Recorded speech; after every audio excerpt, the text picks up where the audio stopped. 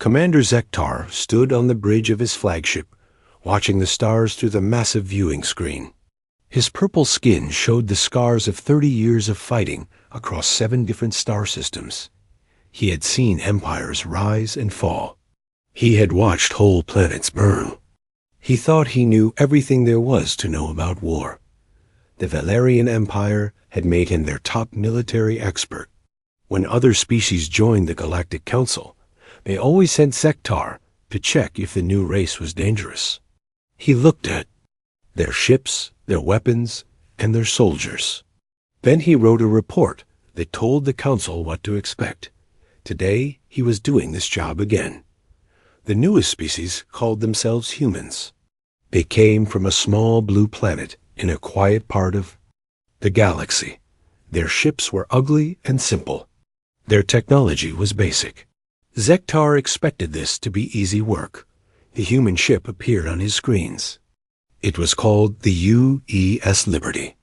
The hull was gray metal with burn marks and dents. It looked like someone had built it in a hurry using spare parts. Zektar had seen prettier garbage ships.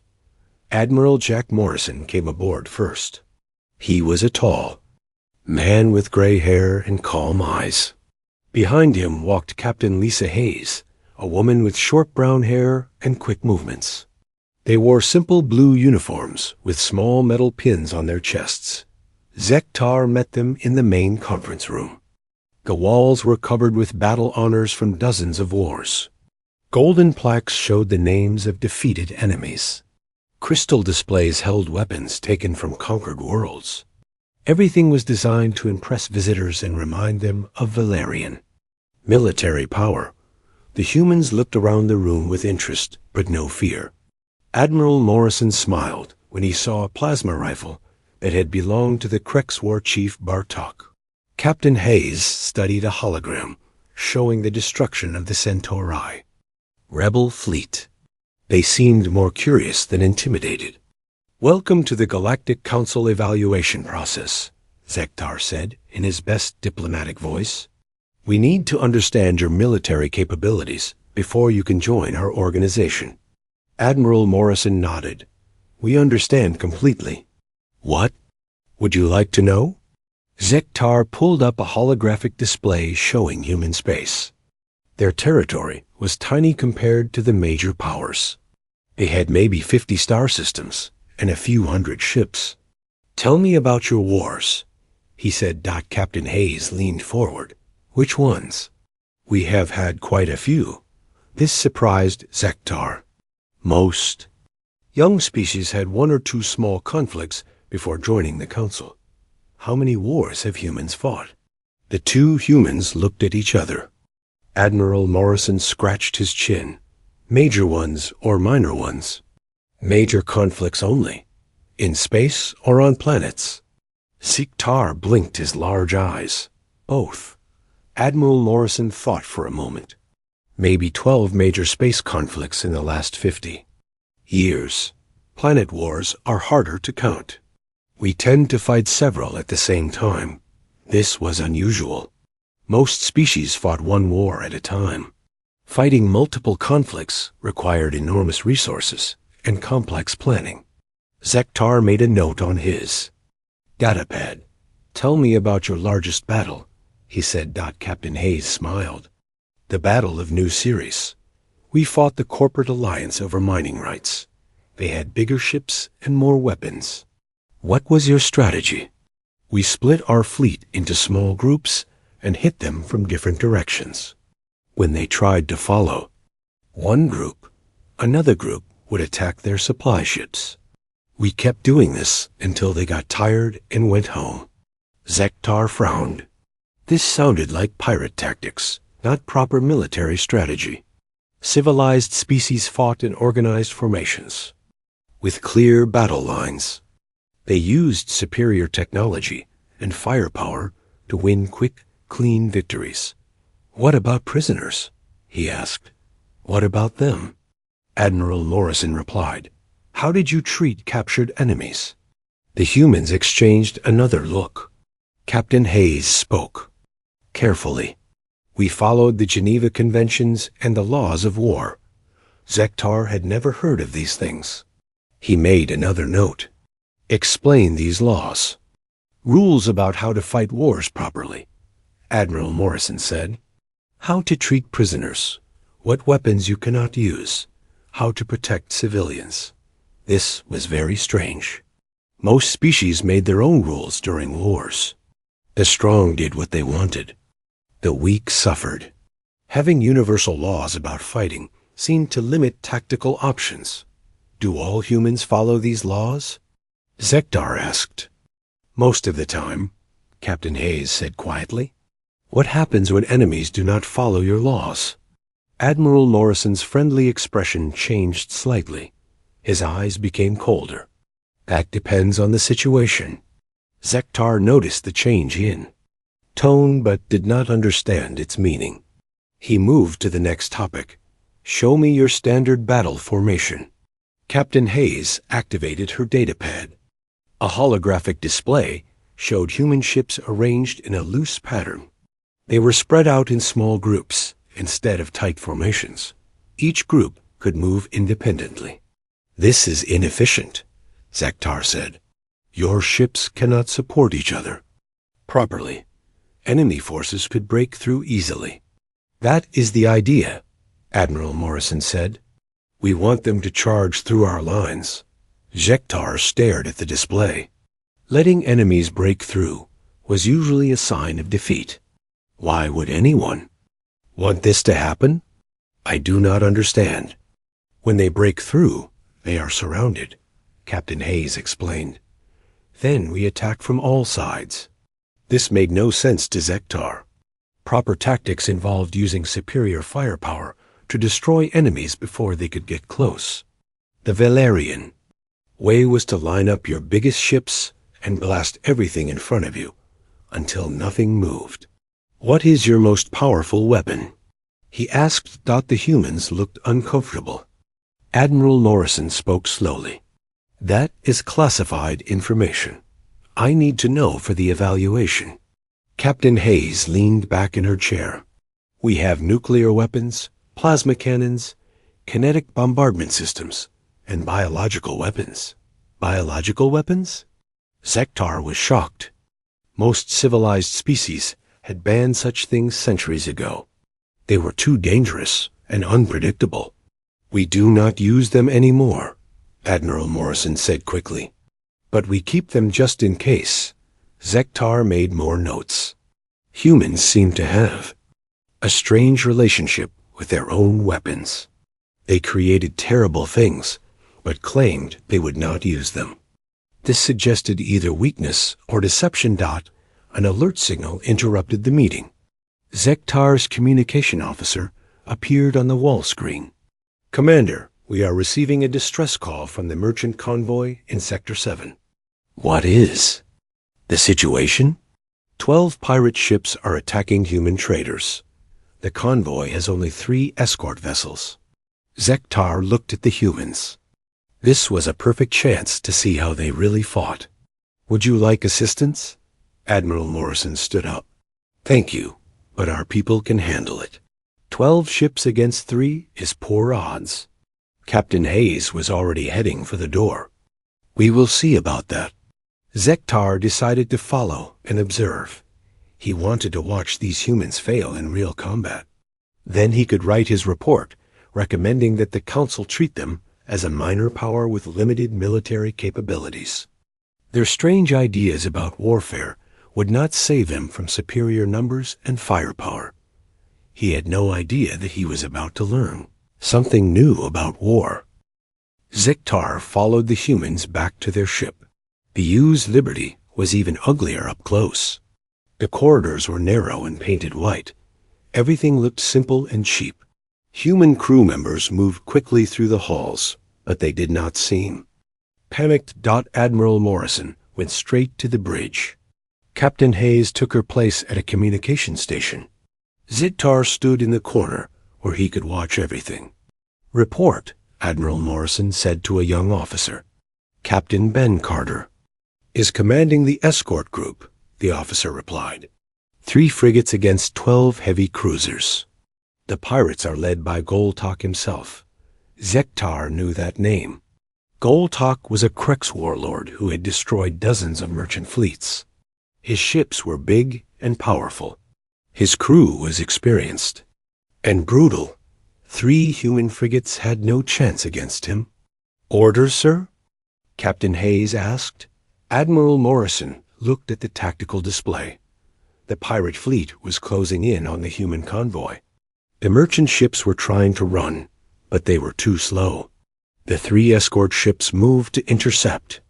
"Tell Carter he has full authority," Admiral Morrison said. "No restrictions." Zektar did not understand what this meant. Full authority for what? Captain Hayes typed something on her console. A few seconds later, she nodded. Message sent. On the main screen, Zektar could see the battle beginning. The pirate ships formed a standard attack formation. 12 big ships in a straight line, moving forward like a hammer. The human frigates looked tiny compared to them. Then something strange happened. Instead of running or calling for help, the human ships split up. 1 frigate went left, 1 went right, and 1 charged straight at the pirates. "They are going to be destroyed," Zektar said. "Watch," Admiral Morrison replied quietly. The human ship charging forward was called U.E. Defiant. It was commanded by Lieutenant Commander Amy Patterson. Her ship was the smallest in the group, but she flew it straight at the biggest pirate cruiser. Pirates opened fire first. Plasma bolts lit up space between the 2 fleets. The human ship took several hits. Its shields flared and died. Armor plating melted and fell away. But the ship kept coming. Zektar expected the humans to turn away or surrender. Instead, Lieutenant Commander Patterson did something impossible. She accelerated. Her ship was dying around her, but she flew it faster and faster toward the enemy. The pirates realized what was happening and tried to move out of the way. But the human ship was too close and moving too fast that the UE Send crashed into the pirate cruiser at full speed. Both ships exploded in a ball of fire and metal. The explosion was so big that it damaged 2 other pirate ships nearby. Zektar stared at the screen in shock. She killed herself. "She bought time," Captain Hayes said calmly, and she took out their command ship. While Zektar was watching the explosion, the other 2 human ships had moved into position. The pirates were confused and angry. Their leader was dead, and their formation was broken. They wanted revenge. Captain Ben Carter commanded the remaining human ships from U.E.S. Guardian. He used the pirate confusion to his advantage. Instead of fighting fairly, he played tricks. His ships pretended to run away. The pirates chased them, spreading out their formation. Then the humans suddenly turned around and attacked the closest pirate ship. When other pirates came to help, the humans ran away again. This happened 3 more times. Each time, the humans destroyed 1 pirate ship and escaped before the others could respond. It was not honorable fighting, but it was effective. "Why do the pirates keep falling for the same trick?" Zektar asked.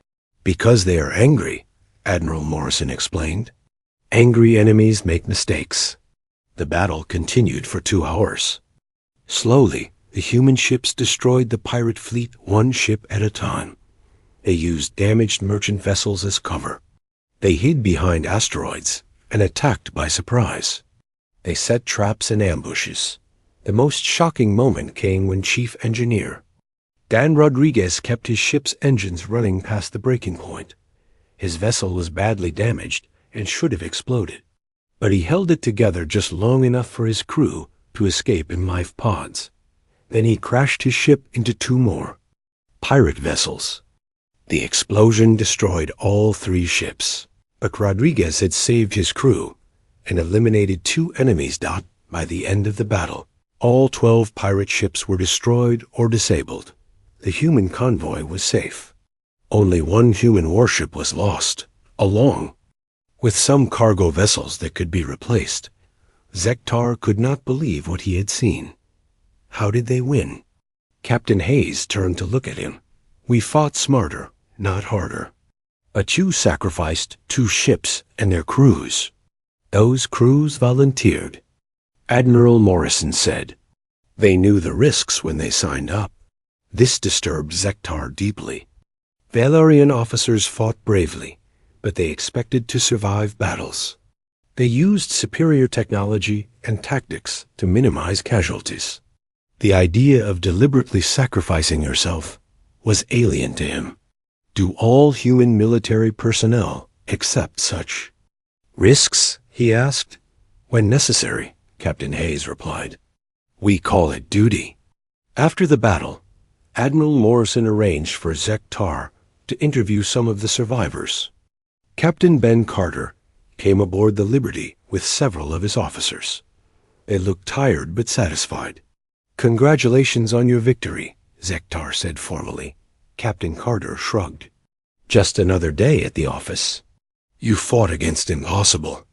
Odds, 12-3 is not that bad. We have faced worse. Zektar studied the human captain. He was young, maybe 40 standard years old. His uniform was dirty and torn. He had a bandage on his left arm where shrapnel had cut him. But he seemed completely calm. How did you develop such tactics? Zektar asked. Trial and error, Captain Carter said. We tried different things until we found what worked. Were you not afraid of dying? The human captain thought about this. Questioned for a long moment. Fear is useful. It keeps you alive, but you cannot let it control you. What about your crew members who died? Amy Patterson and Dan Rodriguez knew what they were doing. They made their choices. We honor their sacrifice by completing the mission. This casual attitude toward death puzzled Zektar. These humans talked about losing comrades the way Valerians talked about broken equipment. There was sadness but no panic or despair. Later that evening, Admiral Morrison found Zektar in the observation lounge. The Valerian commander was staring out at the stars, trying to understand what he had witnessed. Something bothering you? Admiral Morrison asked. Your people fight strangely, Zektar said. You take unnecessary risks. You sacrifice valuable ships and trained personnel. It seems wasteful. Admiral Morrison sat down next to him. Maybe it looks that way to you, but we got results. How do you train soldiers to accept death so easily? The human admiral was quiet. For a while. Then he smiled, but it was not a happy expression. We do not train them to accept death. We train them to make death meaningful. I do not understand the difference. Neither did the pirates, Admiral Morrison said softly. That is why they lost. Zektar felt a chill run through his body. There was something in the human's voice that suggested depths he had not yet seen. Admiral Morrison sounded like someone who knew secrets that others did not. This was just a training exercise for your people? Zektar asked, more or less. Good thing it was not a real fight, or we might have had to get creative. The way, Admiral. Morrison said those words made Zektar very uncomfortable. If what he had just witnessed was basic human tactics, what did their advanced warfare look like? He was beginning to realize that he might not understand these humans at all. 3 days after the pirate battle, everything changed. The Krex Dominion was angry about losing 12 ships to 3 human vessels. General Mordak himself sent a message to the Galactic Council demanding satisfaction. Zektar was in the council chambers when the message arrived. General Mordak's image filled the main screen. He was a massive Krex warrior with 4 arms and red eyes that glowed with rage. The humans have insulted our honor, Mordak growled. They used coward tactics against our ships. We demand formal combat to settle this matter. The council representatives whispered among themselves. Formal combat was an old tradition. 2 fleets would fight in open space with equal numbers. Number. Tricks, no help from outside. Winner takes all. Admiral Morrison stood up calmly. We accept your challenge. Zektar was shocked. The humans had won against pirates through luck and clever tactics, but formal combat was different. The Kreks would bring their best ships and most experienced crews. General Mordak had never lost a fleet battle. The terms were simple. Each side would bring 20 ships to the Epsilon sector. The battle would be observed by council representatives. No weapons were forbidden. No mercy would be shown. Zektar volunteered to lead the observation fleet. He wanted to see how the humans fought when they could not use tricks and ambushes. He expected to watch them die bravely, but completely. 2 weeks later, the fleets gathered in empty space near a red star. The Kreks brought their finest warships. Each vessel was painted black with red markings. Their hulls were covered in spikes and weapon ports. They looked like metal monsters ready to devour everything in their path. The human fleet looked different. Their ships were still ugly and simple, but something had changed. Each vessel carried strange new equipment. Extra antenna arrays, modified weapon pods, and devices that Zektar could not identify. Admiral Kate Sullivan commanded the human fleet from her flagship UE, Vengeance. She was younger than Admiral Morrison, maybe 35 years old. Her brown hair was tied back in a simple ponytail. She looked like someone who taught school children, not someone who commanded warships. The battle began at exactly noon, ship time. Both fleets moved toward each other in standard formation. The Krek ships formed a wall of firepower. The humans spread out in their usual loose pattern. For the first hour, the fight looked normal. Ships exchanged long-range fire. Shields flared and died. Armor was damaged. A few vessels on both sides took heavy hits but kept fighting. Then Admiral Sullivan gave an order that Zektar would never forget. Initiate Protocol 7. Everything changed. The human ships suddenly began fighting in ways that made no sense. Instead of trying to destroy enemy vessels quickly, they seemed to want to cause as much fear as possible. Captain Paul Newman commanded a ship called U.E. Serrer. He pretended his vessel was badly damaged and sent a surrender signal to the Kreks. When 3 enemy ships moved close to capture him, Newman detonated hidden charges. The explosion was perfectly calculated. It did not destroy the Krek ships, but crippled them completely. Their weapons stopped working. Their engines died. Their life support systems began to fail. The crews were trapped inside slowly dying ships, able to watch but not fight. Colonel Rita Barnes led Marine teams that boarded damaged Kreks vessels. But instead of killing the enemy crews, her soldiers used strange weapons that paralyzed them. The Kreks warriors could not move but remained conscious. Then Barnes did something horrible. She used the ship's own communication system to broadcast the sounds of dying Kreks throughout the enemy fleet. She made sure every Krek ship could hear their comrades begging for help. Other human ships began using psychological weapons that Zektar had never seen before. They broadcast images of destroyed Kreks colonies on all frequencies. They played recordings of Kreks children crying for their parents. They sent messages claiming to know the names and addresses of every Kreks crew member's family. Captain Frank Miller commanded a vessel that released clouds of nanobots into space. These tiny machines did not damage Krek ships directly. Instead, they infiltrated enemy computer systems and began displaying personal messages from dead Krek soldiers on every screen. The messages all said the same thing: "You will join us soon." Zektar watched in growing horror as the human fleet systematically destroyed not just Krek ships, but Krek's morale. Every human tactic was designed to create maximum psychological damage. They wanted their enemies to suffer mentally before they died physically. The worst moment came when Admiral Sullivan ordered all human ships to stop firing. The battle paused for exactly 60 seconds. During that time, the humans broadcast a single message to the surviving Krex vessels. This is your last chance to surrender.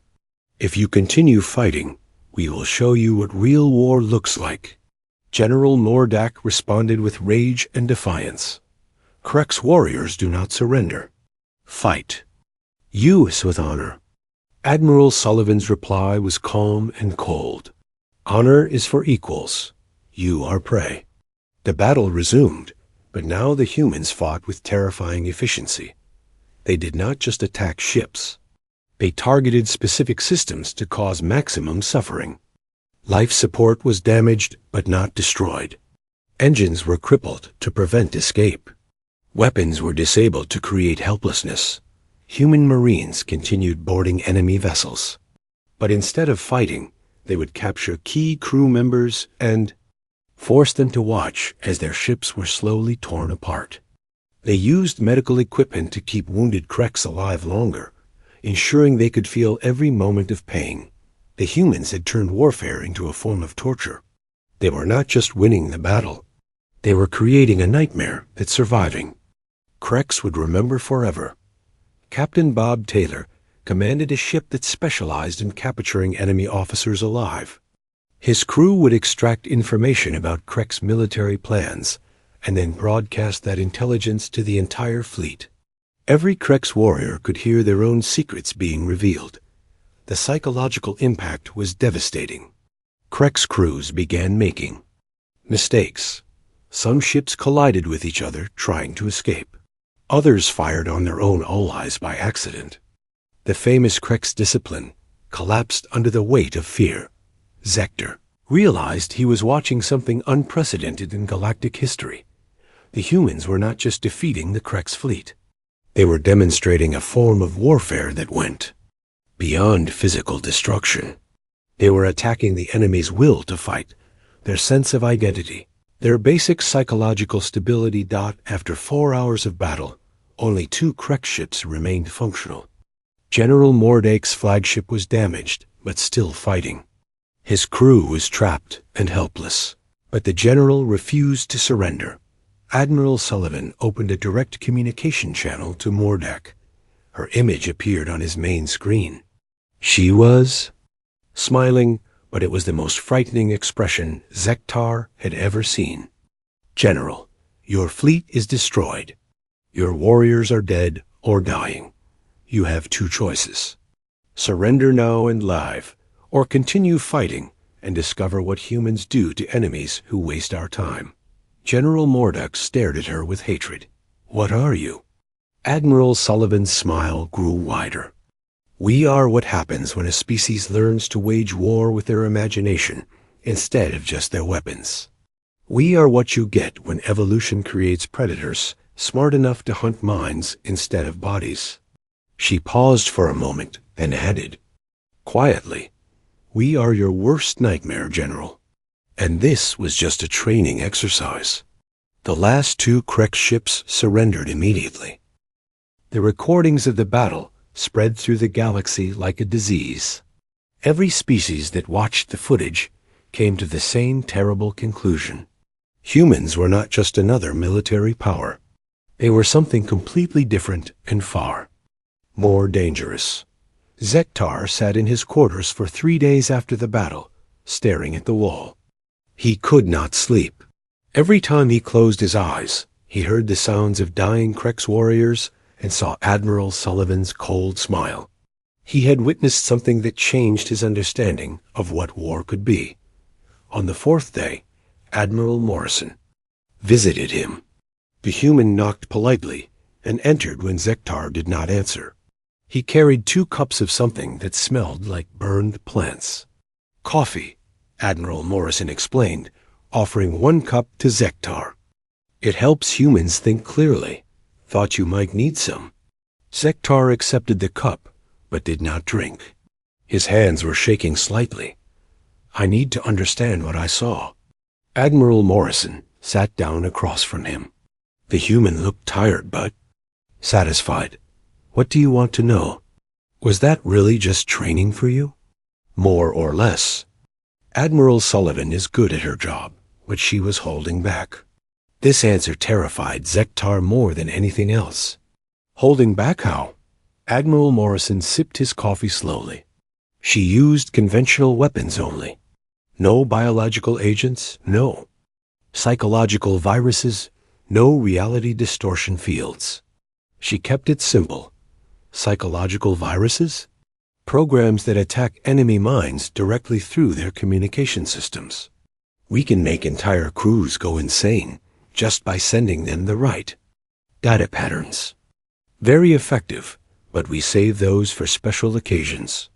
Zektar set down his cup because his hands were shaking too much. Why are you telling me this? Because you need to write a report for the Galactic Council. They need to understand what humanity brings to the table. Over the next few days, Zektar interviewed dozens of human military personnel. Each conversation revealed new horrors.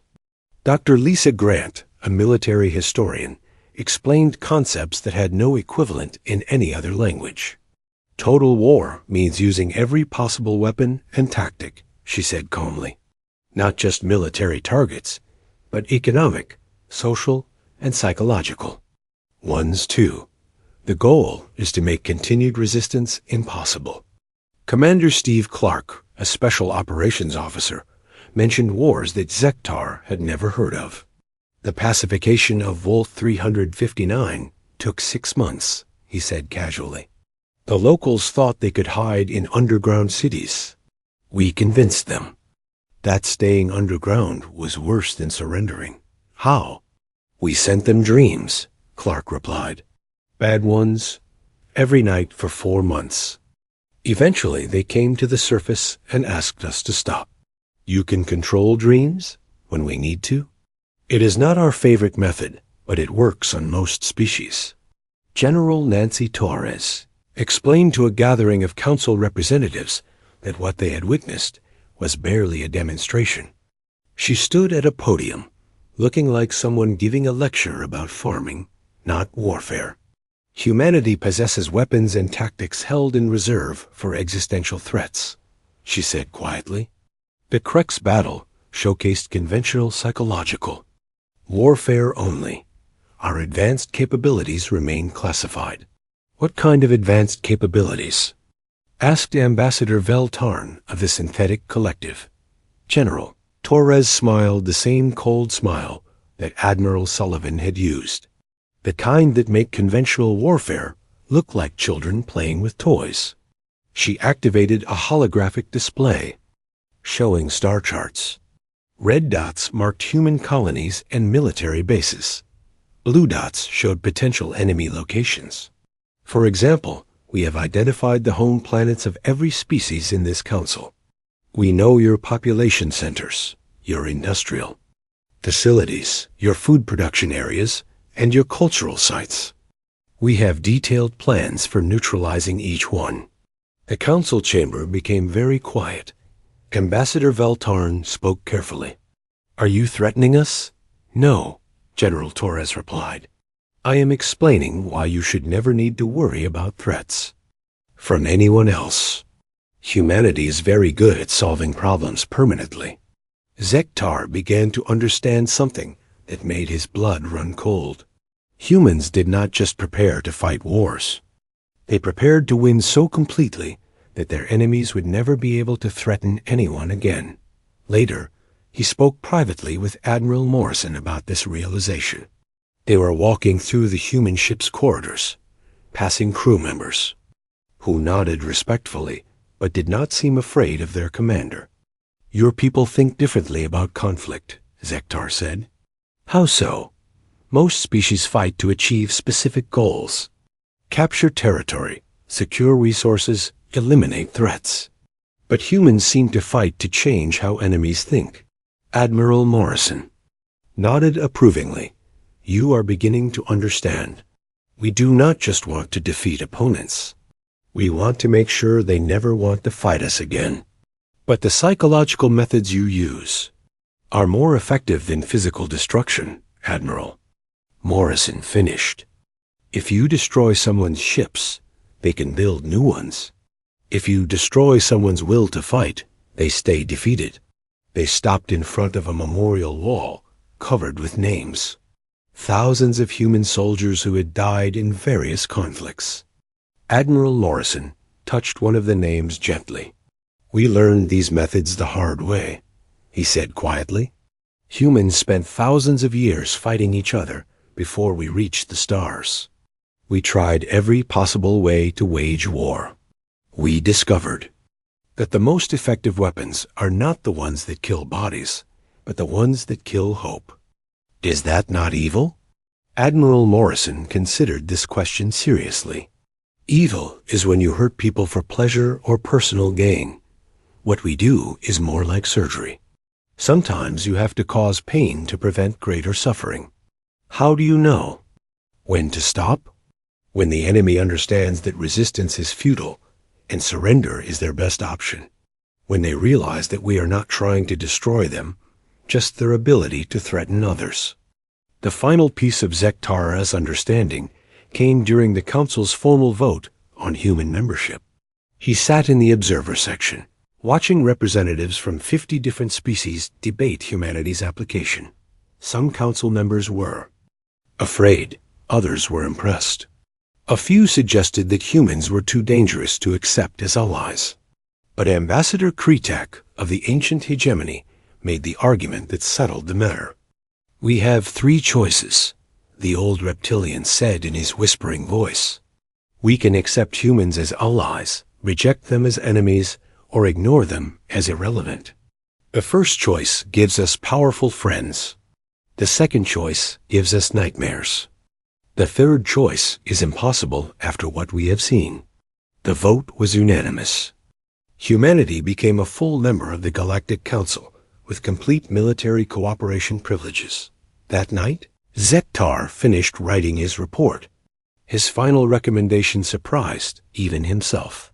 He suggested that the Council not only accept humanity, but actively seek their friendship and cooperation in all military matters. His reasoning was simple and terrifying. Humans had demonstrated that they understood warfare at a level that transcended anything the galaxy had seen before. They did not just fight enemies. They convinced enemies that fighting was pointless. In his concluding paragraph, Zektar wrote, "I thought I knew war. I had seen ships burn and worlds fall. I understood tactics and strategy.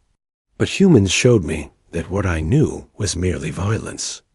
True war is the complete domination of an enemy's capacity to resist, not just physically, but mentally and spiritually. Humanity does not fight wars. They create hells specifically designed for their opponents. We must ensure we never become their enemies." The report was classified at the highest level. Only Council leaders were allowed to read it. But its impact was immediate. Every major military power in the galaxy began seeking closer ties with humanity. Zektar returned to his duties as the Valerian Empire's military assessor. But he never forgot what he learned from the humans. Whenever young officers asked him about warfare, he would tell them the same thing. War is not about who has the biggest weapons or the most ships. War is about who can make their enemies believe that resistance is impossible. Pray that you never face an enemy who understands this principle better than you do. The galaxy had gained powerful allies, but everyone understood that humanity's friendship was not just beneficial. It was absolutely necessary for survival.